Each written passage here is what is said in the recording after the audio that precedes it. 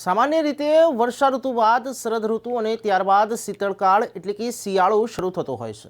પરંતુ જે એક ઋતુના બદલે બીજી ઋતુ દેખાય તો આયુર્વેદમાં તેને મિથ્યાકાળ તરીકે ઓળખવામાં આવે છે.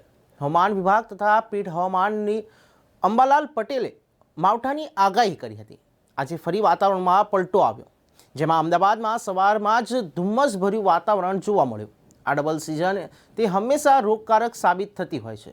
આ ઉપરાંત કમોસમી વરસાદથી ખેડૂતોને પણ ચિંતિત બન્યા છે. ત્યારે ગાંધીનગર હાઈવે ઉપર પણ વરસાદ વરસ્યો હતો. ગુડ મોર્નિંગ, સુપ્રભાત. અમદાવાદની આ ખુશનુમા સવાર, ખાસ કરીને રવિવારની સવાર, વાત કરીએ તો વાતાવરણમાં એકાએક પલટો આવ્યો છે. આપણે જોઈ શકીએ છીએ, કેમેરામેનને હું કહીશ કે આ વાતાવરણ બતાવે. એકદમ ધુમ્મસ ભર્યું ગાઢ વાતાવરણ.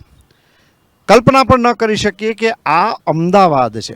સવારમાં અમદાવાદમાં આવું વાતાવરણ જોવા મળ્યું છે.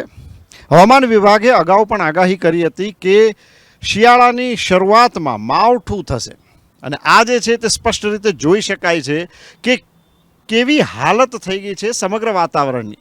એકદમ કાળા ડિબાંગ વાદળો છાયા છે અને ગાઢ ધુમ્મસ છવાઈ ગયું છે. વાહન ચાલકોને વાહન ચલાવવામાં પણ ભારે મુશ્કેલીઓ પડી રહી છે.